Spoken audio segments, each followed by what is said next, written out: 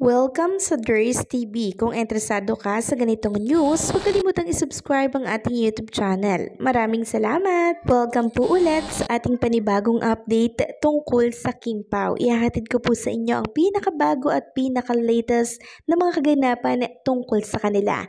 Kaya naman kung hindi ka pa subscriber ng ating channel, pindutin nyo na ang notification bell para lagi kayong updated sa mga balitang trending at napapanahon. So ayan, welcome back again sa ating YouTube channel mga kakimpaw, and for today's video nga ang pag-uusapan natin ay tungkol sa mga importanteng kaganapan kina Kim and Paolo Avellino ngayong araw po ng Huwebes. So ngayong araw nga po, trending nationwide ang Kim Pao. Meron itong 16.3k na post dito po sa X. Grabe, no? Talagang kahit 5 weeks na po ang May Love Will Make You Disappear, talaga namang pinag-uusapan pa rin ng Kim Pao dito po sa X. Sabi nga po ng Star Cinema, "This is your sign daw to love. My Love Will Make You Disappear is still showing worldwide mga kakimpaw. Now on its 5th week, pero showing pa din, no? Lagpas isang buwan na mga kimpaw, pero eto pa din. Talagang pinipilahan pa rin po sa lahat ng sinihan worldwide. Kaya naman sabi po ni Chinita Princess, nirepost niya po ang post ng Star Cinema, "We made it till 5th week. Maraming salamat sa lahat ng nakapanood na sa mga hindi pa, sugod na po sa mga sinihan. Thank you." So grabe, hindi po makapaniwala si Kim Chiu na aabot sila ng 5th week, showing pa din. Samantalang kung sa iba yon, pull out agad yon mga kakimpaw, no? Pero itong pelikula ni Kim and Paolo Avellino kasi talagang pinipilahan araw-araw. Kaya naman hindi po binibitawan din ng mga sinihan. Sabi nga ng isang Kim Pao fan, aabot pa daw po yan sa birthday ni Sir Pao. Tapos tinag niya si Paolo Avellino, "Congrats po sa inyo, Kim and Pao. So good na sa hindi pa nakakapanood, sa mga nakapanood na, di manood ulit." Oo nga naman, sa mga nakapanood na manood ulit kayo. Paulit-ulit lang. Pagsuporta ba kay Kim and Paolo Avellino? Sabi pa ng isang Kim Pao fan, "Grabe na talaga, My Love Will Make You Disappear. Still showing worldwide. Book your ticket for the Kim Pao movie at the following SM Cinemas: Manila, Cebu, Puerto Princesa, and Pampanga, Clark, and Telasbangan are leading in numbers of movie screening." Grabe, nakakatuwa. Grabe kayong magmahal mga kakimpaw. Talagang hanggang sa huli sinusuportahan po ninyo ang pelikula ni Kim and Paolo Avellino.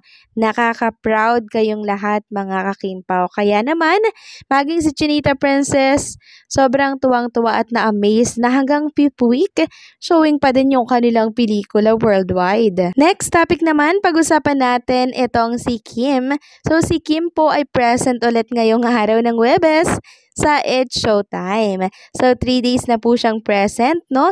And andyan nga po si Elijah Canlas, nag-promote ata siya ng kanyang upcoming project ba yun? Or MMK ba yun? Basta andyan si Elijah Canlas. Nakakatuwa nga mga kakimpaw. Kasi talagang kahit na hectic yung schedule, busy si Kim Chiu, talaga namang nakakapag-It's Showtime pa po mga kakimpaw. And dahil nga dyan, marami pong nakapansin mga kakimpaw kay Meme Vice and sa mga host ng It's Showtime. Sabi ng iba, bakit daw parang hindi na daw madalas niloloko or kinukulit si Kim Chiu kay Paolo Avellino. Merong mga nagsasabi na siguro pang promo lang talaga daw yung pangungulit or pagkulit kay Paolo to Chinita Princess. Kasi nung showing daw ang May Love Will Make You Disappear, todo ang pang-aasar ng mga host daw ng It's Showtime kay Chinita at kay Paolo. Bakit daw nung natapos na daw ang May Love Will Make You Disappear ay parang nabawasan na daw yung pang-aalas ka ng mga co-host ni Chinita Princess kay Paolo Avellino. Parang pinatunayan lamang daw na pang promo lamang daw yung ginagawa ng ilang mga host ng It's Showtime, no? So, yun po yung mga nababasa ko. Bakit daw hindi na daw inaano kay Paolo Abilino si Chinita Princess?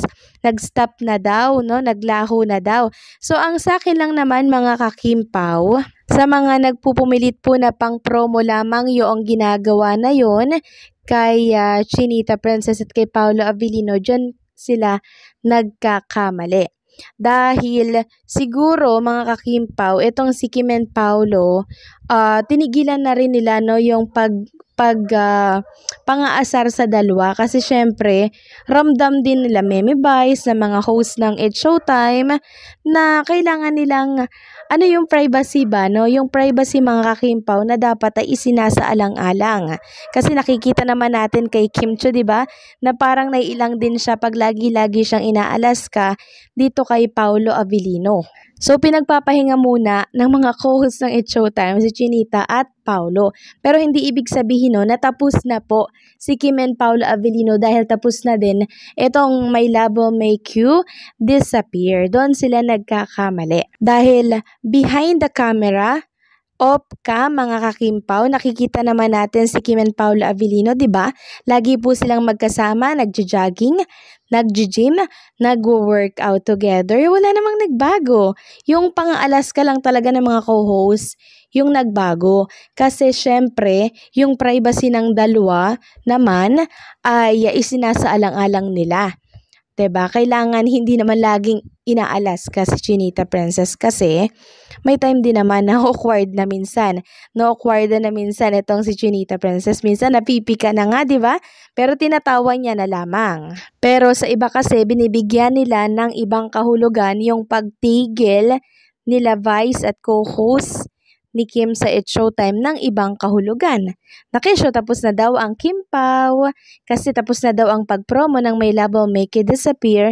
Alalahanin nyo ha na mayroon pang next project si Kim and Paolo which is yung ano nga nila, yung teleserye. Hindi pa dyan natatapos mga kakimpaw. Mapakarami pa pong project na upcoming ni Kim and Paolo Abilino.